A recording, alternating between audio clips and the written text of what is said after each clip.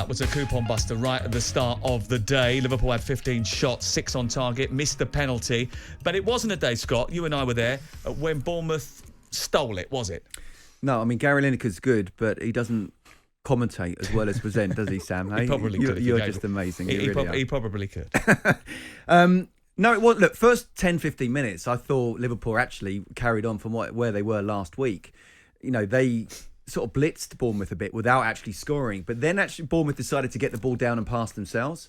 And to be fair to them, they did really well. It was just about taking a sting out of the situation.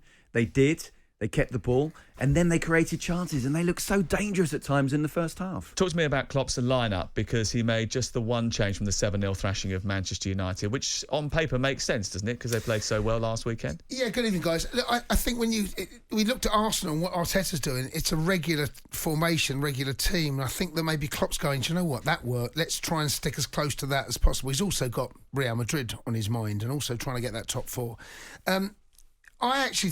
I agree, Scott. I thought they started well, but then all of a sudden they become so fragile. They look vulnerable, and the goal itself, if you look at the way that it developed, Van Dijk's get dragged out.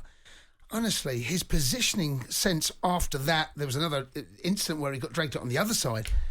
He's getting dragged all over the place, and I know Trent gets a lot of stick, some fairly, some unfair.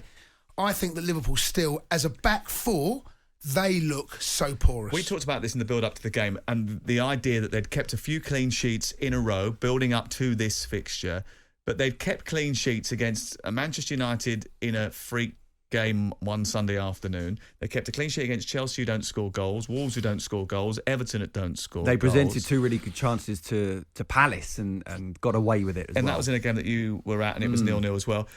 They have looked vulnerable, even though they've been posting positive results and clean sheets. Absolutely. Look, in terms of your question about the team selection, there was only one change, but I felt it was a really important one. You know, you're talking about, we've been talking about all season, about the midfield. It was Bajcetic in for Henderson. Absolutely. And you're looking at two inexperienced players there, with him and Harvey Elliott, and Fabinho, who, to be fair, hasn't been great this season, and one experienced. I think that makes a big, big difference. So the first 10, 15 minutes started really well. Then suddenly Bournemouth gave Liverpool a bit of a punch on the nose. We're going to come at you now. Could they react again? And they didn't. And that's where I think the likes of Jordan Henderson, when he came on, did make a difference in terms of the control of the game. But by then, they'd kind of lost it. They couldn't break Bournemouth down. So, look, again, absolute credit to Bournemouth, how well they defended. I thought Gary O'Neill was superb in terms of it was a 4-5-1 rather than 5-4-1. And that extra man in midfield, the youngsters of Liverpool in midfield couldn't handle it, didn't get involved in the game at all. And that was part of the game plan, because they have been playing three at the back, hadn't they, in recent matches. They did that against Arsenal and Manchester City, but this week they added an extra body into that central area. But what Jace was saying is spot on, because the times that they were playing the high line and the simple ball over the top, and how many times did Ouattara get in? You know, I mean, he had 2 1-on-1s. One was given offside. I'm not actually sure if it was, and VAR might have turned it around, but he left it too late to try to go past Alisson 1. And then obviously played a part in the goal where Van Dijk, you're right, he just stopped, didn't he? Well, let's talk about Van Dijk, because he gets exposed now by that high line more often than he did in the past. Why do you think that is? I think he's overrated, personally. I mean, I've seen a lot. You think Virgil van Dijk is overrated? Yeah, I think there's a lot of media loving with what Van Dijk has done. No doubt he's a brilliant centre half. He makes too many mistakes that I think that go unnoticed. There was a goal they conceded when they went out a couple of seasons ago during COVID in the Champions League. And again, he has this languid style of run. He seems to try and buy time, but doesn't react. Even though there was a chance there where he gets dragged down. He was dragging down. Who's the centre forward that was Solanke? He's dragged. He's got hold of. Well, we talked about it in commentary. His arms everywhere. That is poor centre half play. Even though he's on the other side. I think he's had a good 18 months, and I know the injury has had an impact on that. He says that, and he says a lot of games since then as well that he's tried to turn up in and play week in, but week out. But that goal today was not about the injury. That's about his lack. I can't quite put my finger on it, because once he gets away from him on that right-hand side, he seems to stop and misjudge the situation. Are you saying he's distracted? But people compare him with John Terry and Rio Ferdinand. He's not in the same.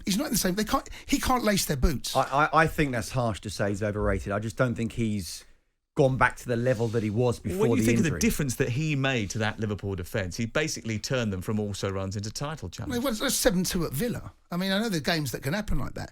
Yes, he was brilliant in that period, but he's not a John Terry or a Rio Ferdinand. Well, he's nowhere near that level. Listen, I think Trent has got a lot of stick, and I thought it was a big message again, like at Selhurst Park, where you're looking to try and win the game or get back into the game, and you take off one of your best attacking players, albeit you're right back, and you put James Milner on. But everyone talks about him defensively, Trent, but Virgil van Dijk does get away with it at times. I agree with you on that. Gets away way too much in my mind. Tactically, the idea of playing a high line on a regular basis, is that going to undo Liverpool's attempts of trying to get into the Champions League places? Yeah, but this has been something that's been going on for a number of seasons. And sometimes does he have to adapt and change his tactics slightly? Well, yes, but teams will adapt to them. So you'll find that what teams will do, they'll see this high line, they'll try and play against it. And Liverpool, there's been a number of games. It was Burnley away a couple of years ago where Burnley kept getting in and they're marginally offside. And you think, brilliant defensive line, well done. Do you know what? You can't keep doing that. There's going to be a moment, there's no pressure on the ball. You can't keep getting away with it.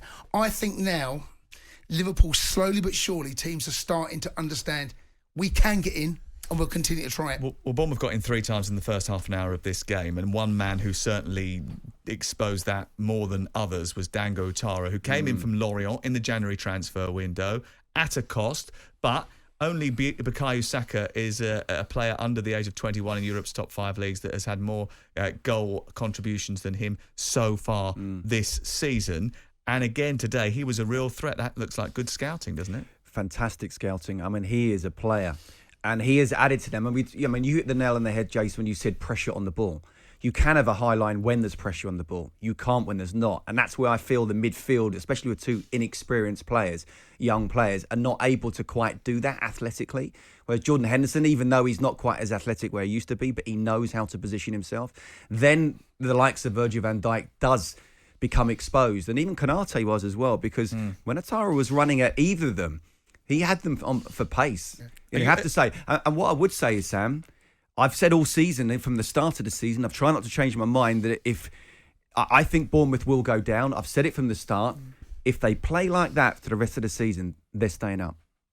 How can Manchester United get beat 7-0 by Liverpool and then they go to Bournemouth and lose by a goal to nil? Well, how does that happen? How does that happen in Premier League football? Okay, it's a coupon buster, but I think what we're looking at is a Liverpool side where there's been false dawns, and what we saw last weekend was another false dawn. How many times have we seen Liverpool bring in good... They beat them 9-0, by the way, earlier in the season at their place. It reminds me of Crystal Palace when they beat them 9-0, went out in the FA Cup semi-final. Alan Pardew, of course, we all know what happened there. Scott knows what it's like to get thrashed by I heard your intro. I know that throwing you straight under the bus there, Scott. We had a 7-1 at West Ham one time. And do you know what? It was 0-0 after about 20 minutes. We scored first. we got them angry. But I think there's an element of Liverpool aren't back. They're not back. There's this corner that everyone wants to turn. But why do you think that they would be back? He said to you, he's come out and publicly said this is a season of transition. I knew it was going to be a massive challenge. That's one of the reasons why I signed a new contract, Jurgen Klopp. I don't believe him. Oh, Well, that's what he said. No, I don't believe him. Why? I don't believe for 1 second he thought this was a season of transition. When did he first bring that out? Well, about a couple of weeks ago he was talking about that's convenient. Why didn't he say this at the beginning of the season? Why? Everyone expected, including him, including the players, everyone expected Liverpool to be in around that top 4. Now, all of a sudden, it's a transitional season. That's convenient. At the start of the season, everyone expected him to be going with Manchester City 100%. toe-to-toe. No one saw it coming. And if anyone did, please let me know the 6 numbers and the lottery next weekend, because I'm telling you, no one saw that at all. But clearly they are. And it's all very well us sort of saying, well, he needs to do this, he needs to do that. The question for Klopp is actually asking above, how much money have I got? We can all play Football Manager and say Jude Bellingham and Declan Rice. Play football bowling. Well, the answer to that question is they haven't got that much. When FSG and John Henry were talking this week to the Liverpool Echo and saying that they want it to be self-sustainable. There's not going to be lavish spending in the summer. They are looking for minority investment, but they need to refresh this squad. They need at least one more central midfield player, if not two. And they probably need another centre-back as well. Absolutely. And then they've got to replace Firmino. Well, I think going forward, they've got enough bodies, I have to say. I think finishing 4th is absolutely crucial. And despite them being, you have to say, by their high standards of recent years, very, very poor indeed, they've still got a great chance, despite what happened today with Spurs winning and them losing, of finishing fourth. But the next few games are very important. Obviously, we've got Real Madrid in the Champions League, but it's Manchester City, Chelsea, Arsenal. Now, if things go well for them, we could be talking about massive favourites for top four. If they don't, they could be 9 or 10 points off fourth. Yeah, the good news for them, though, is that they go to Madrid on Wednesday night. Then because they're out of the FA Cup, they've got a 17-day break before they take on Manchester City away, Chelsea away, Arsenal at home, and then Leeds away.